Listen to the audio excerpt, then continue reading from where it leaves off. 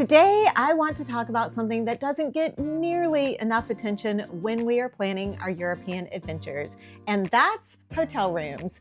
Over the past year, I've stayed in hotels, both old and new, across Ireland, Sweden, Norway, and Finland. And I have noticed some very consistent, let's call them challenges, that seem to occur no matter the country or the price point of the hotel. I've identified the 5 biggest problems that show up in almost every hotel room in Europe and many other popular destinations too. And I found 5 tiny solutions that will transform your hotel experience for less than $70. Let's go. Let's start with problem number 1. And this is something I guarantee you've experienced if you've stayed in European hotels. There is nowhere to put your stuff when you're in bed. Picture this: you're settling in for the night and you need to put your phone, your reading glasses, perhaps a book, or maybe a water bottle that you can grab in the middle of the night if you need to. And then you look at the nightstand and it's about the size of a dinner plate, or maybe there's no nightstand at all. So where does your phone go? Usually it ends up somewhere precarious where it's going to fall, like a window ledge, or you put it on the floor and spend half the night worried that you're going to step on it when you get up to, go use the bathroom. And don't even get me started on trying to charge your phone overnight. The outlet is either behind the bed where you can't reach it or across the room, which means your phone is nowhere near you when your alarm goes off. My solution is this bedside organizer, and it's so simple. I wish I'd discovered it years earlier. It's essentially a fabric organizer with multiple pockets that hangs between your mattress and the bed frame. You just slide it down into that gap that exists pretty much in every bed, and suddenly you have dedicated spaces for everything you need during the night.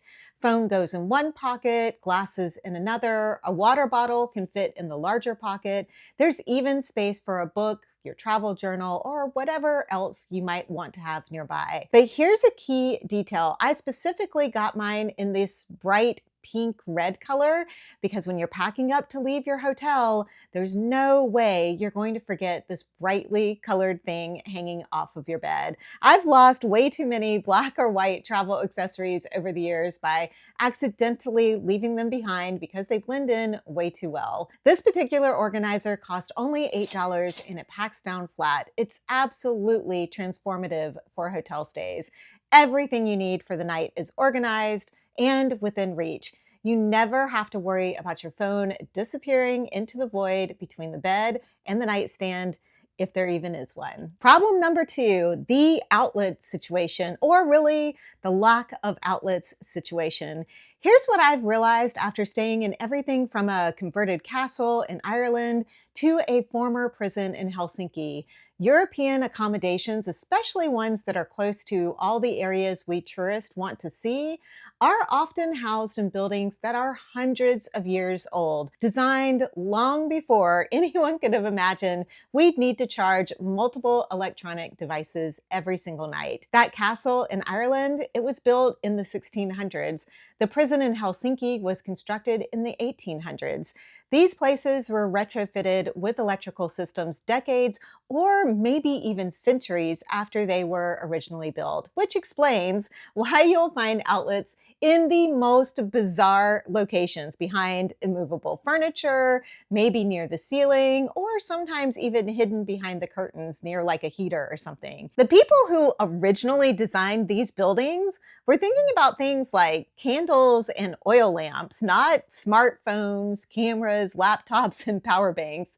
So when electrical systems were added later, outlets were placed wherever it was easiest to run the wiring, not where it might actually be convenient for modern travelers. You might end up with exactly one outlet in the entire room, and it's already being used by the lamp that provides the room's only decent lighting. So you're forced to choose. Do I unplug the lighting so I can charge my phone? Or do I accept that my phone will be close to dead in the morning? Then you add in the fact that you're dealing with European plugs and you need to charge multiple devices simultaneously. And the whole situation quickly becomes kind of a big mess and a little bit stressful. This is where today's sponsor, Epica, has the perfect solution with their brand new Pulse 45-watt adapter. Epica has been dominating the travel adapter market. They were actually recognized as the best seller in their category. Now they've just launched their newest series called Pulse. It's inspired by the concept of the Earth's continuous, powerful pulse, delivering a steady stream of energy just when you need it. The Epica Pulse 45-watt adapter is specifically engineered to solve the exact problem that historic European buildings create for modern travelers. Obviously, it handles the plug adaptation easily, working in over 200 countries and regions, so your devices will absolutely work in European outlets. But this isn't just a simple adapter, it's a 5-in-1 charging powerhouse that transforms any single awkwardly placed outlet into a complete fast charging station. Here's where it gets impressive. This thing delivers 45 watts of sustained fast charging power. We're talking about recharging your iPhone up to 60% in just 30 minutes. Perfect for those quick charging sessions between sightseeing. It's powered by the same Pi chip technology that is used in iPhones. It's got 2 USB-C ports, 2 USB-A ports, plus a regular AC outlet. Basically every type of connection you could ever possibly need. The smart power allocation means that when you're charging multiple devices, it intelligently distributes power for optimal charging speeds. So that one outlet that was installed behind the nightstand in 1987, it becomes the central charging station for literally everything you're traveling with. Your MacBook Air, iPad, phone, camera, earbuds, the works. But here's the part that makes it perfect for these historic buildings. At just under 2 by 3 inches, it's incredibly compact and comes with its own carrying bag. Even if the outlet is in an impossible location that made sense to an electrician like 40 years ago, but makes no sense to a traveler today, you can plug this in and actually use it like a normal person. Plus, it's cruise friendly and comes with built-in safety features, including dual 10A fuses. For about $30, you're solving the fundamental mismatch between historic European architecture and modern travel needs. As a travel content creator, having this one item that resolves all of my charging needs while delivering genuine fast charging speeds is absolutely essential when I need my cameras recharged quickly. Right now is a great time to check out the Epica Pulse 45-watt adapter for yourself, since Amazon is running a best deal for the next week. And that, combined with my exclusive 10% discount, will get you this adapter for less than $25. I'll have the link in the description and first pinned comment below with that exclusive 10% discount code GYPSY10OFF. A big thank you to Epica for continuing to support this channel. Problem number 3 is another issue that comes up because of these historic buildings, and that is the noise issue. When you're staying in structures that were built centuries ago, sound insulation wasn't exactly a priority. These thick stone walls might keep the cold out, but they also create interesting acoustic situations. Sound bounces around in unexpected ways, and what might have been perfectly quiet as a castle or a monastery becomes a very different experience when it's full of travelers coming and going at all hours. But it's not just the historic conversions. Even purpose-built European hotels often prioritize charm and character over modern conveniences like proper soundproofing. You're dealing with multiple layers of noise, street sounds from European cities that genuinely seem like they never really sleep, paper-thin walls between your rooms where you can hear conversations between your neighbors, elevators that seem to run constantly, and the universal hotel symphony of doors slamming and luggage wheels rolling down the hallways. In that prison-turned-hotel in Helsinki, the acoustics were particularly interesting. Voices would carry in ways that the original architects definitely didn't anticipate when they were designing prison cells. I mean, it did sound sometimes like there were ghosts walking around. And some European cities themselves contribute to the problem, as they may stay a little lively into the night.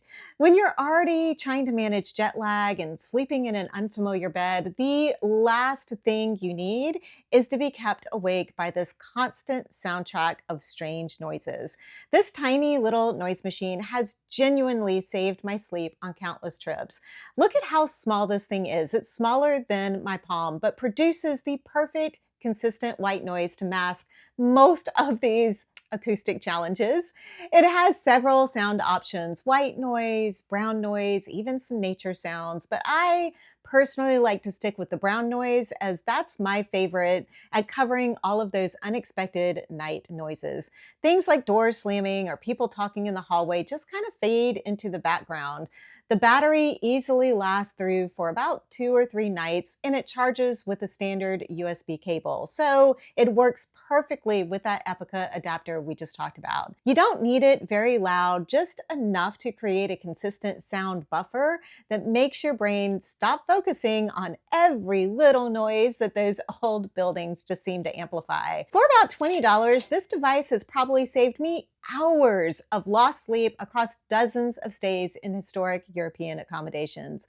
And when you're traveling, quality sleep directly impacts how much you can enjoy your days exploring. Problem number 4 is air circulation. And again, this is particularly noticeable in the older European buildings where the ventilation systems are probably pretty vintage. European hotel rooms are often either too hot, too cold, with thermostats that seem to operate on some mysterious European logic that I have just never been able to figure out. Sometimes there's no air conditioning at all, just a window that opens directly onto a busy street. So you're faced with kind of an impossible choice. You can have fresh air by opening the window, but then you get all the street noise that we just talked about.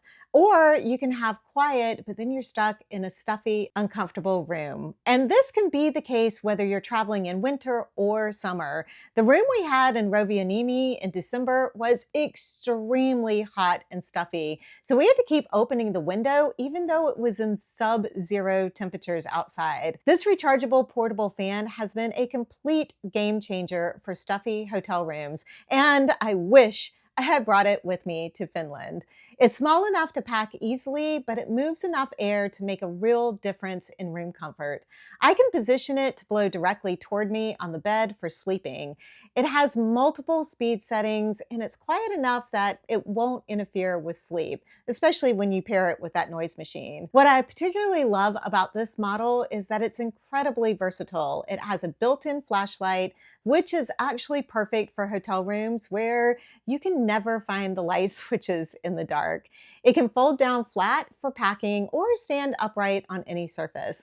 The battery lasts for hours on a single charge, and once again, it charges directly from that Epica adapter, so everything works together seamlessly. This fan cost about $15, and it is honestly the difference between lying awake hot and uncomfortable and actually being able to relax in your room, especially during European summers when some hotel air conditioning may be a little more theoretical than actually cooling you off. Problem number 5 is another issue that arises from the historic aspects of these accommodations, and that is the lighting. This was made extremely apparent to us when we were traveling through the Nordic countries during the winter solstice, where there were very few hours of daylight, and we really needed light in our rooms. When many of these places were converted into accommodations, they got basic electrical lighting retrofitted with not a lot of thought put into what modern travelers might want or need. So in a lot of hotels, you end up with exactly 2 lighting options: harsh institutional overhead lighting that makes you feel like you're being interrogated, or these impossibly dim bedside lamps that barely produce enough light to find your own luggage. Want to read in bed? You're going to strain your eyes probably. Need to pack your suitcase? You better hope it's still daylight. Want to organize your belongings or find something specific in your bag? Forget about it. The problem is compounded by what we talked about earlier, when that one outlet is already being used by the room's main lamp. You can't even move the lighting to where it would be more useful.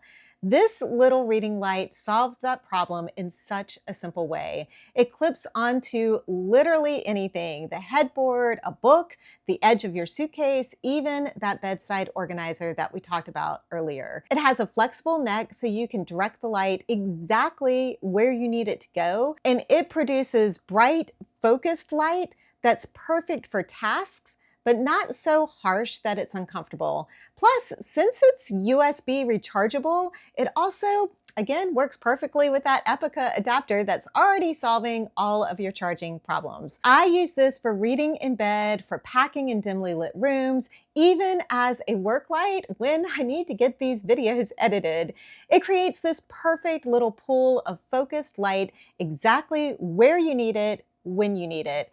At about $10, it's one of those simple solutions that bridges the gap between historic charm and modern functionality. When you combine all 5 of these items, you end up with a hotel room that actually works for you instead of against you. And the total cost is less than $70. And all 5 of these items take up less space than a toiletry bag.